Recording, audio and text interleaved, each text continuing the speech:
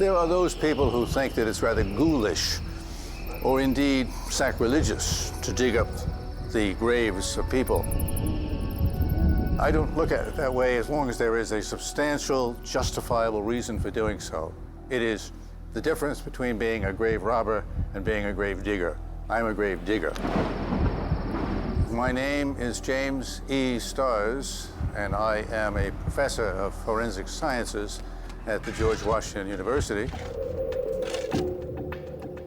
I knew nothing about Bill Flint or his death or his family until I received a phone call.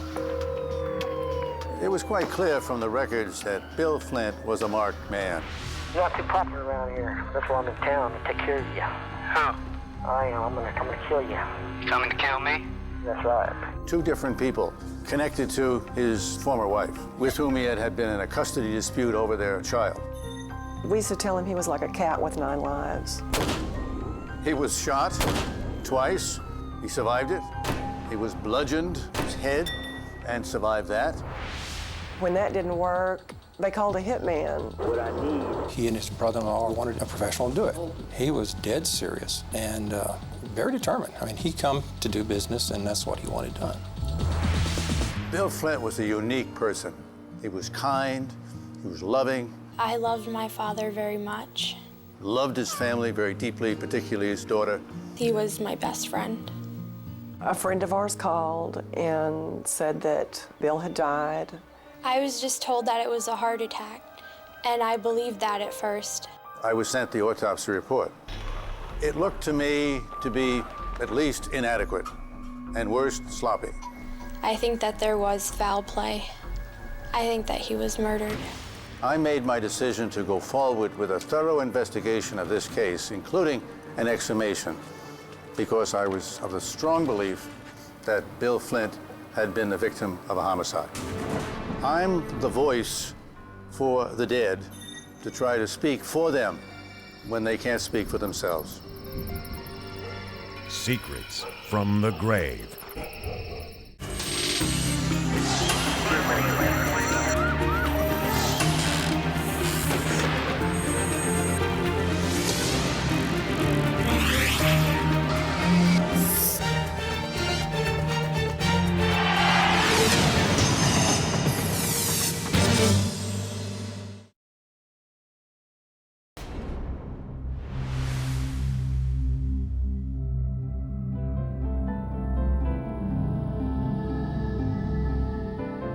You're a dead man, man. He's dead. Yeah. Yeah. They'd already shot him. They'd already beat him with a lead pipe. Bill Flint spent his life cheating death. Not once, not twice, but 3 times.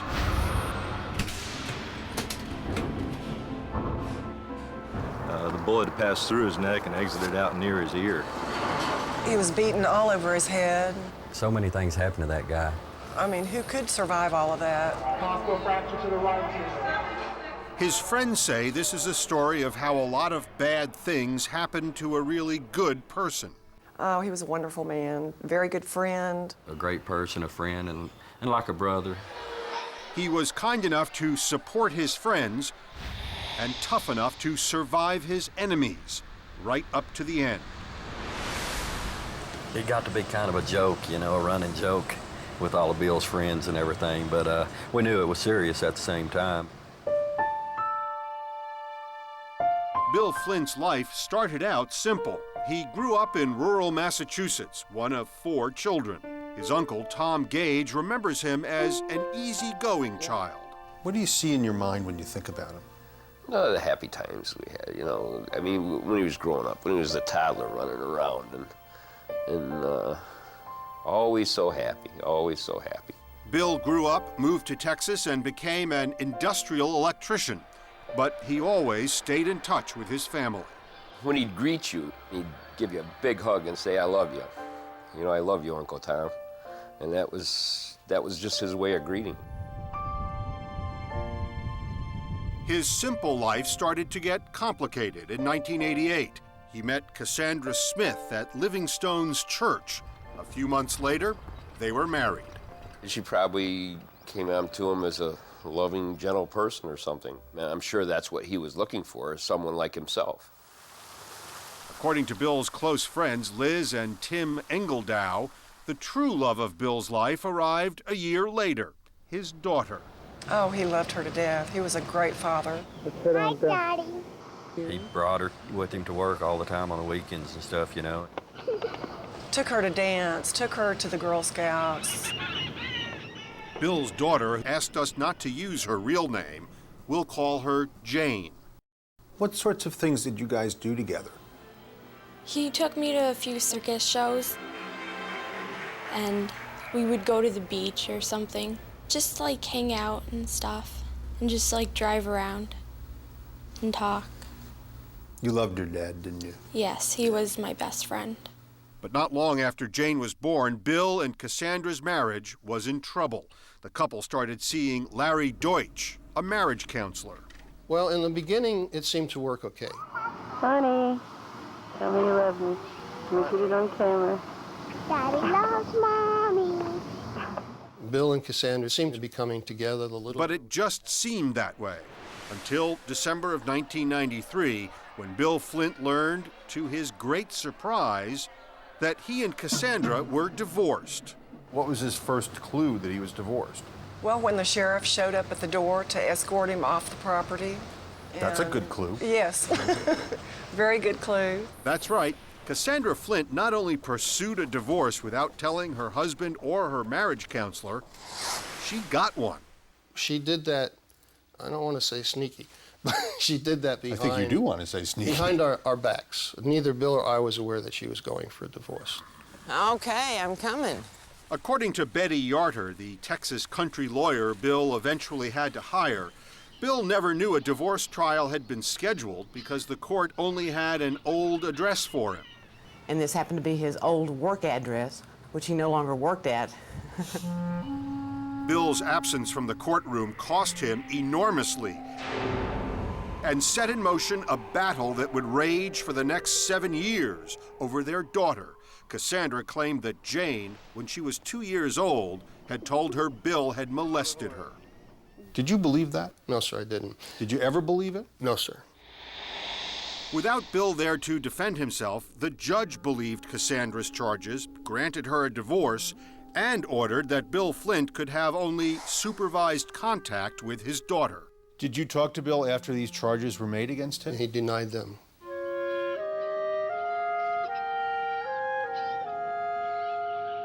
And he was very strong, emphatic about the fact that it was lies. That he would never do that to his daughter. And you believed him? Yes, I did.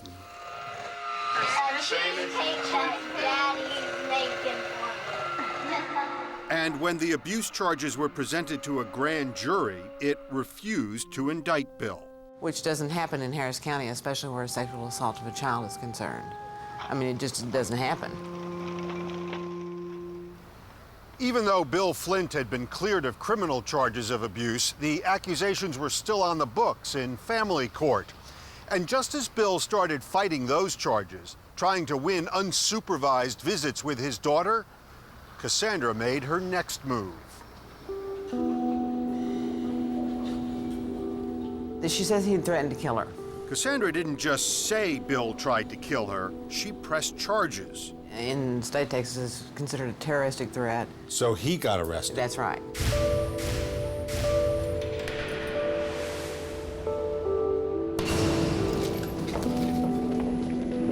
And this time, Bill faced a jury trial, but it didn't take long at all. In fact, almost as soon as the jurors went out, they were back with a verdict. I had not completed smoking my cigarette outside the courthouse before the bailiff was tapping on the window saying, "Jury's back." Sarah, can you just talk about how you're feeling? I know this is... The verdict was not guilty, but it was not over for Bill. He decided to fight for full custody of his daughter. And that's when things started getting dangerous. You're not too popular around here. That's why I'm in town to take care of you.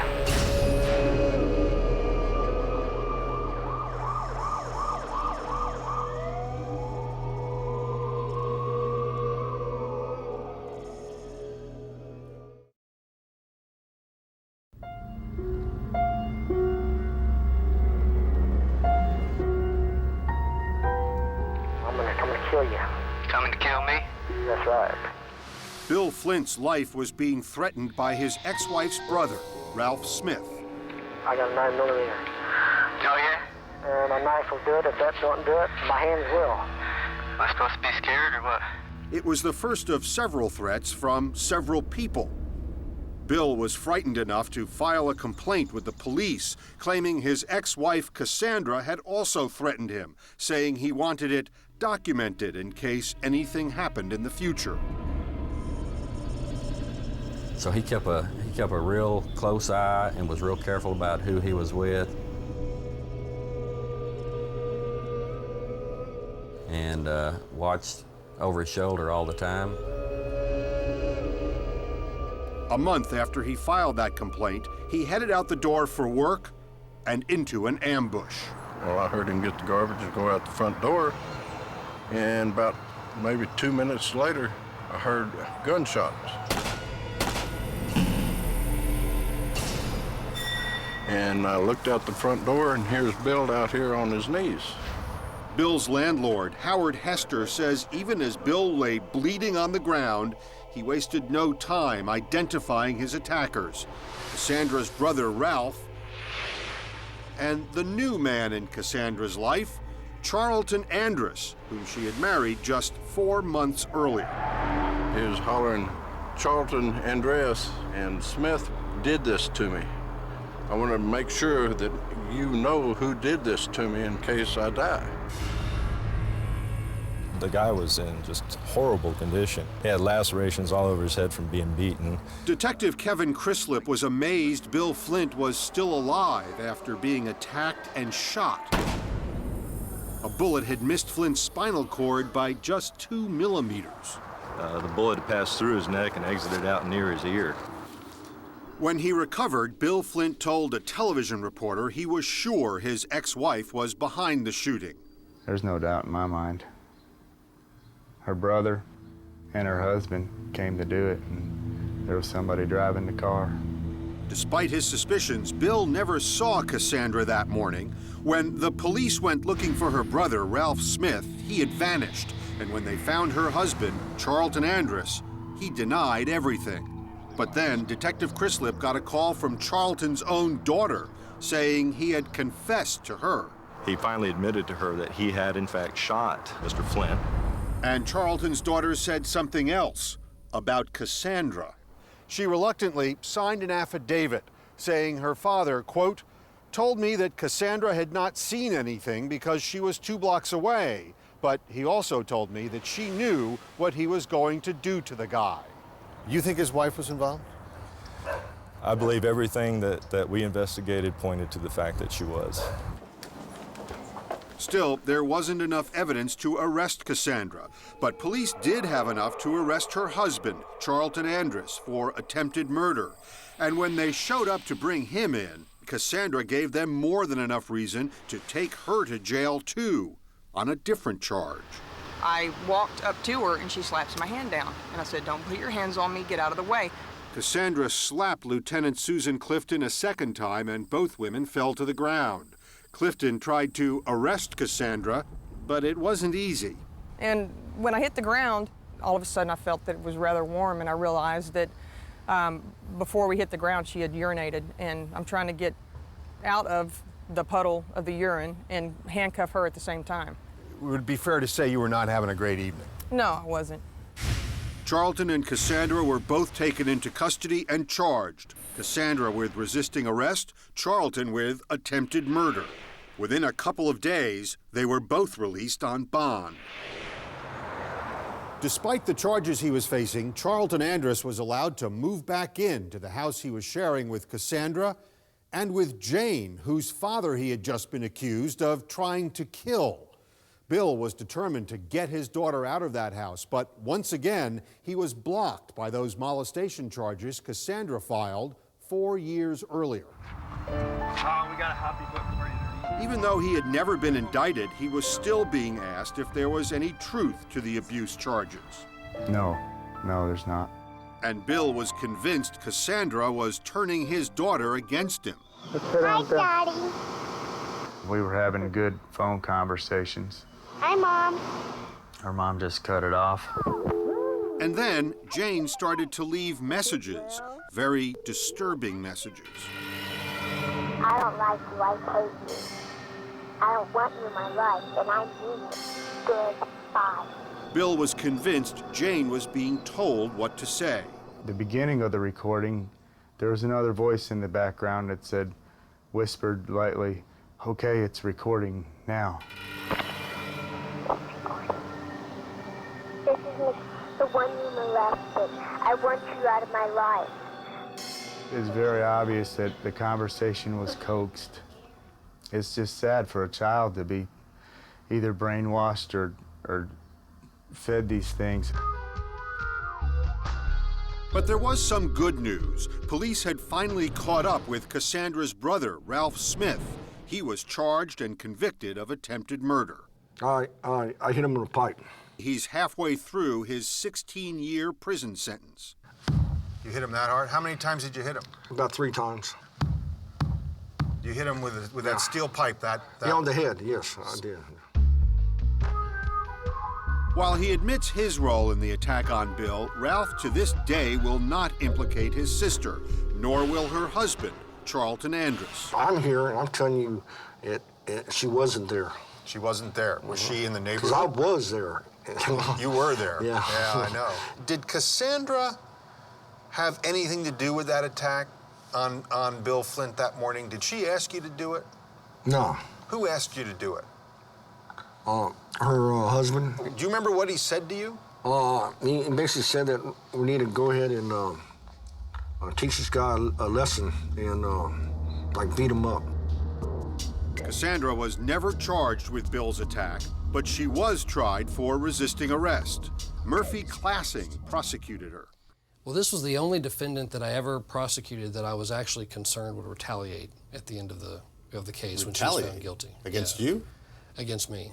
You know, you always hear stories of people worrying about prosecutors being retaliated against. I never really thought anybody would, but I was concerned that she might. Even the judge told Cassandra, quote, "You scare me," very bluntly. And he took the unusual step of telling Cassandra the jury thought she was a pathological liar. He sentenced her to 7 months in the county jail. But the real drama was just beginning. Before the state had the chance to prosecute Cassandra's husband, Charlton Andrus, for attempted murder, he went looking for a hitman to finish the job on Bill Flint. I mean, does he come right out and say, I want to kill somebody on the phone? Pretty much. He was saying he needed to get rid of him.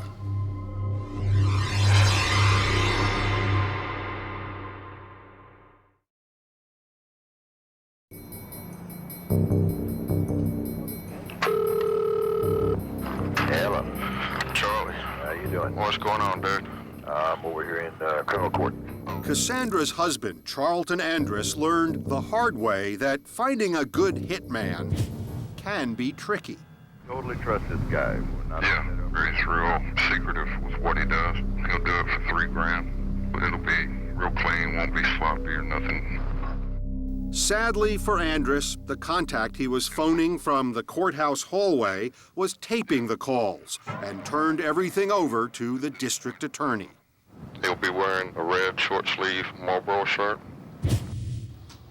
Andrus was about to be set up. The DA's chief investigator, Johnny Bonds, had just the man for the job. He's our resident hitman. Resident hitman? Yeah, when we get word that somebody, is trying to find a killer, well, we try to arrange for him to be the person. Well, that's very accommodating. Yes, it is. Gary Johnson is an investigator for the DA's office who is very good at making people believe he's a hitman, right up to the point where they're arrested. How many have you done? We've investigated over 300. Now, as far as arresting, is somewhere 50 to 60. Showing his face, obviously, would be bad for business, and business could be very good if only he was for real. He's been offered nearly $250,000 for one hit. What's the least you've ever gotten? $5.30 and 8 Atari tapes. 8 Atari tape video game? But they were collectors. Did you take the job? Sure. Luckily for Bill Flint, when Andrus went shopping for an assassin, he bought Gary Johnson's act. Here he is on his way to meet his make-believe hitman in a local Denny's restaurant. Why do you choose Denny's? I like the food. It's that simple? No, Denny's are easy to film from. Almost all of them have windows, wraparound windows. Just to spice things up, Johnson told Andrus to use a special password when they first met. I was eating pie, and he would walk up to me and say, Looks like good pie. and if my return was, and then he would know for sure it was me. While police cameras were rolling, Andrus and Johnson, who was wearing his white hat, moved to the parking lot to seal the deal. As long as nobody sees you do it, and he disappears from the face of this earth. Andrus explains why he wanted Flint dead. He's a child molester and a woman beater. He fears men. He runs from me. Charlton Andrus offered Johnson $3,000 to kill Bill Flint, more if Bill's body was never found. I told him that I had some property that had a well on it, and that I was clearing the property and I had to fill in the well anyway. So I would just take him, drop him in the well, fill it in, and no one would be the wiser. It was all over in a matter of minutes. Johnson thought he had enough evidence on tape to arrest Andrus and gave the word to police officers to move in. Come and get him. He's inside the place. Charlton Andrus was charged with soliciting capital murder. He was convicted and sentenced to 25 years in prison. And because of the lengthy sentence, the attempted murder charges for shooting Bill Flint were dropped. Bill Flint was safe for the time being, but his problems weren't over.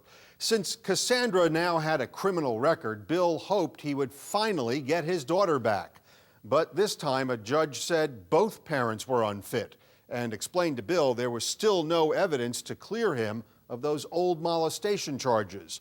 So in May of 1996, Bill and Cassandra's 6-year-old daughter was put in a foster home.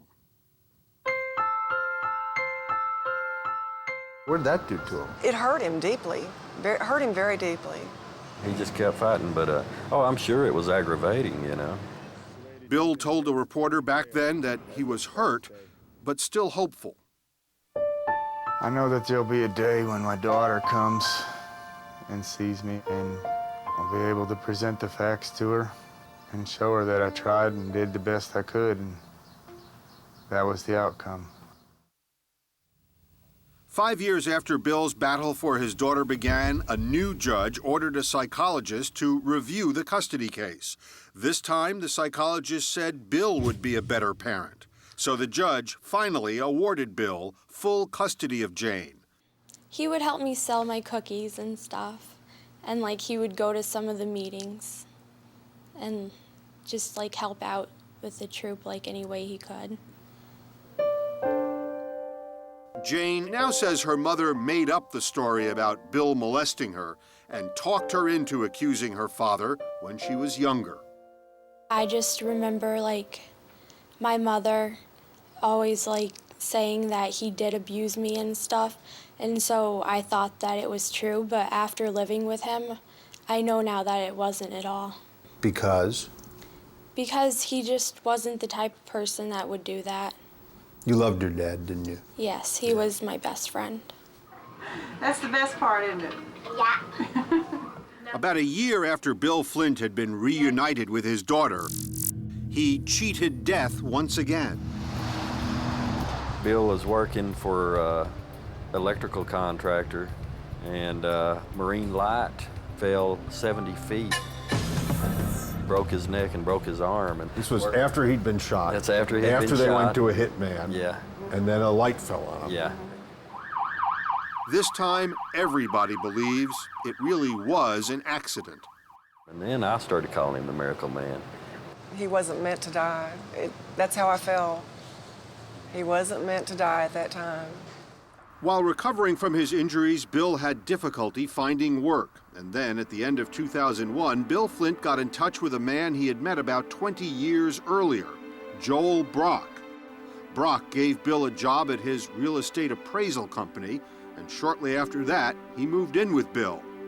He just said this is an old friend that I used to go to church with 20 years ago in Alvin, Texas, and called up and needed a place to stay while he's looking for his own place. But Bill's family and friends thought this old friend was no friend at all.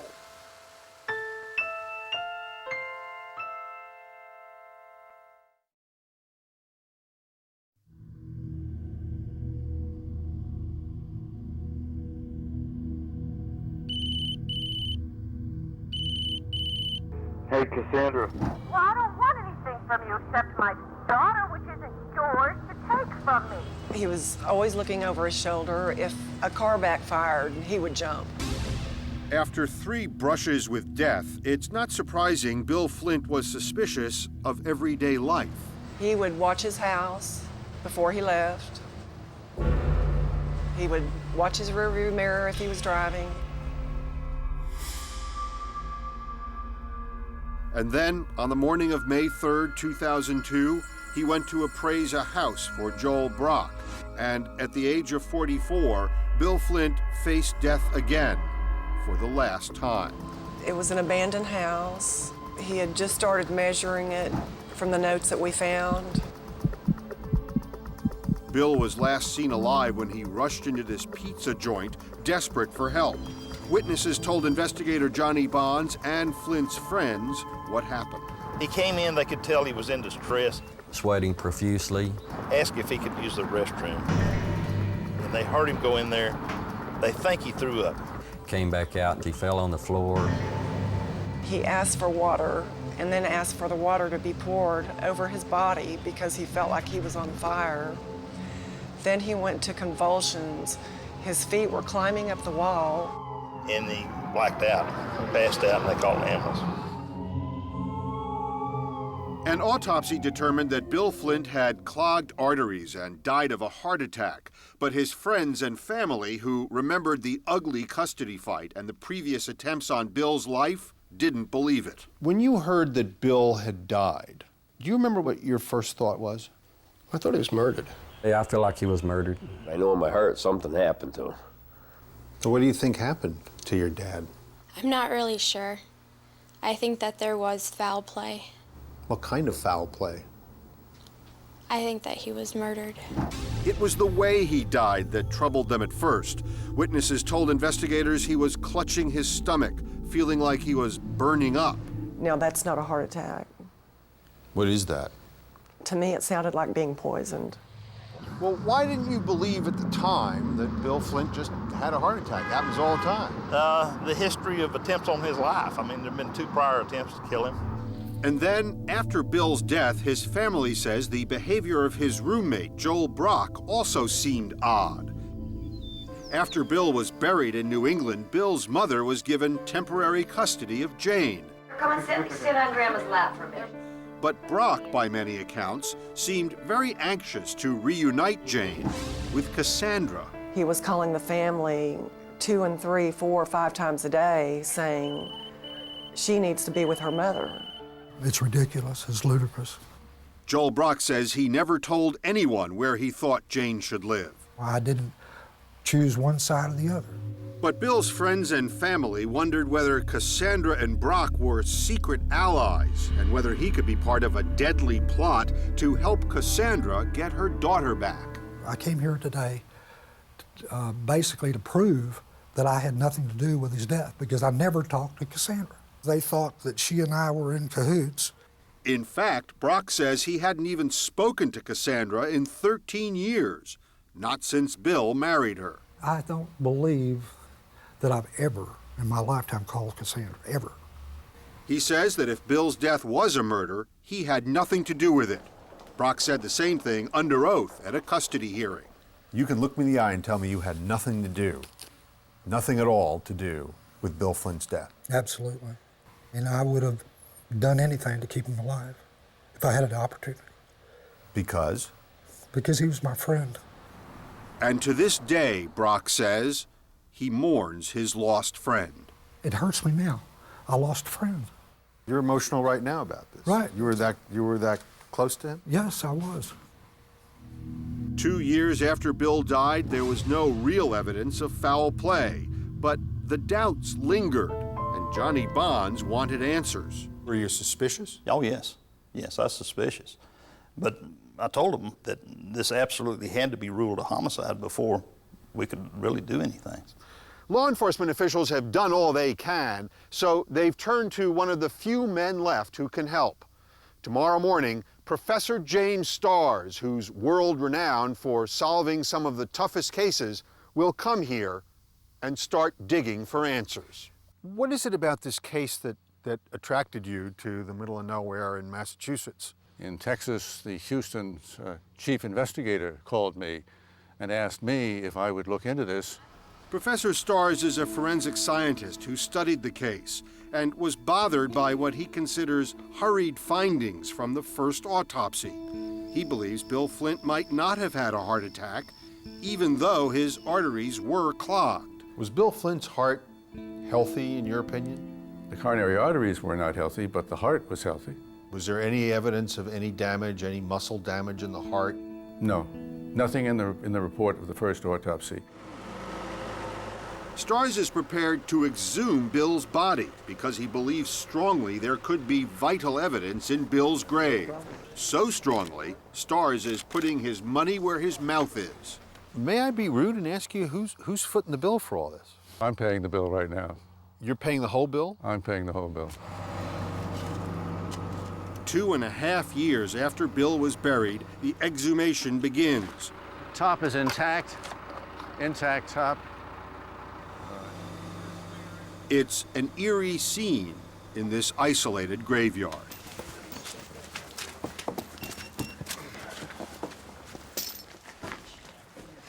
Bill's remains are carefully transferred from the casket to a body bag and into a hearse. Starting time 1:43. Is there one outcome that would make you feel better than another outcome? This is tear from the chest. Yes, I'm hoping, like I still have that hope in me, that it was just a heart attack. Yeah, I'll do right hand. If they have a ruling on that that says that it was a natural death, then we'll all have to agree with that. Could you agree with that? I don't know. I'd try. We're ready to make an exposure. So we're very pleased with, we got all of the samples that we wanted. We've got ample work to continue to work with from this point on.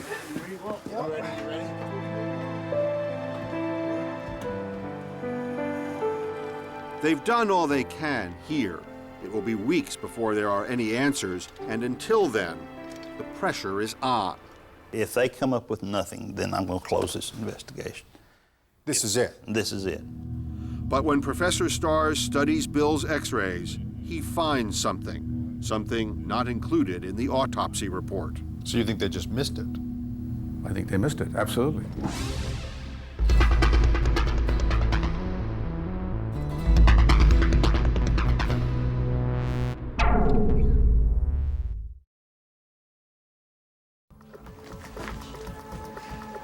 The exhumation of Bill Flint was a drastic step.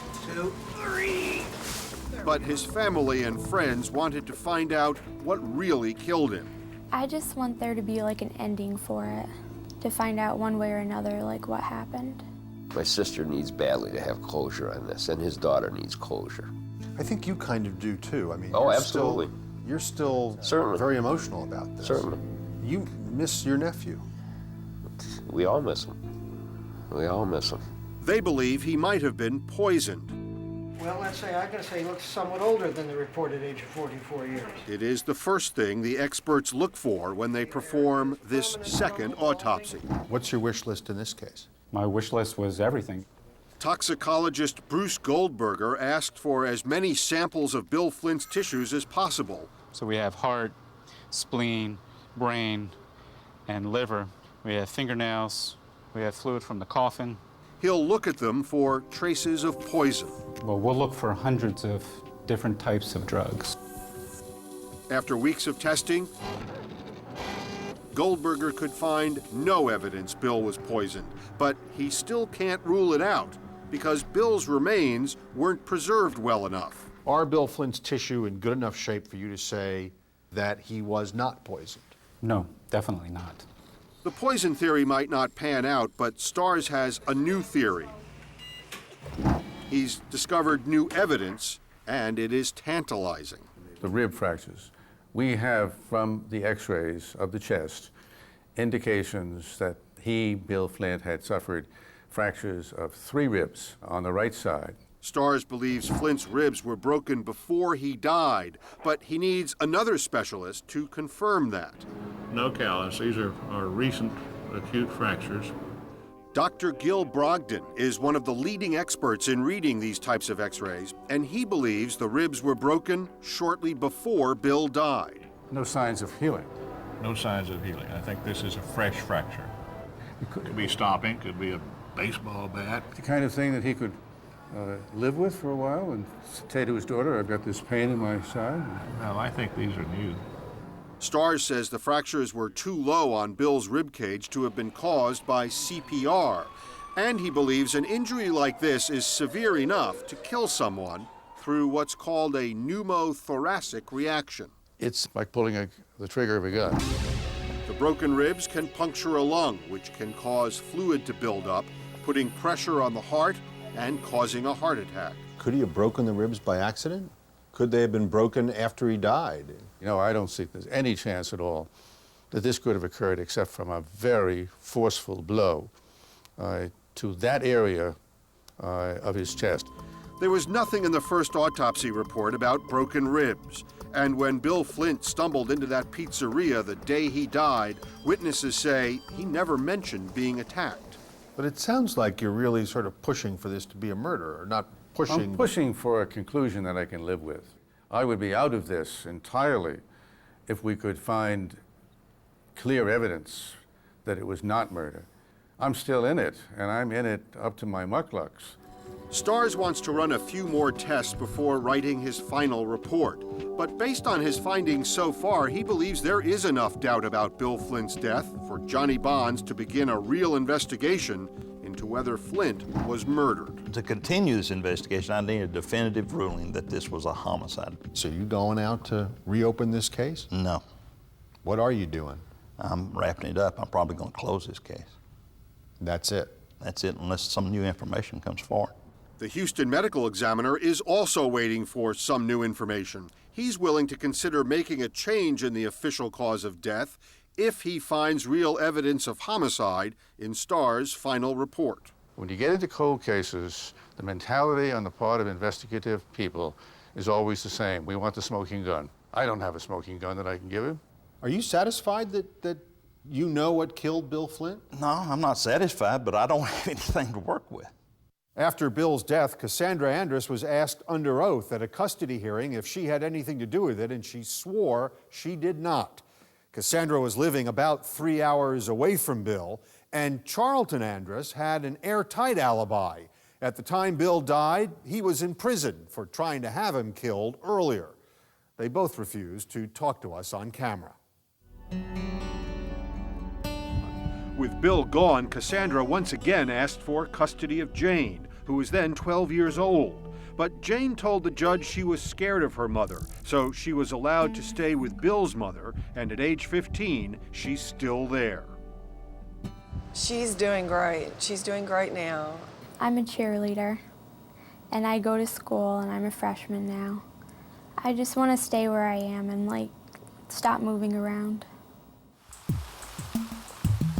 As of May 2005, Cassandra was once again living in Texas with Charlton Andrus, who was paroled after serving less than 8 years of a 25-year sentence for trying to have Bill murdered. Cassandra is allowed only limited phone and email contact with her daughter.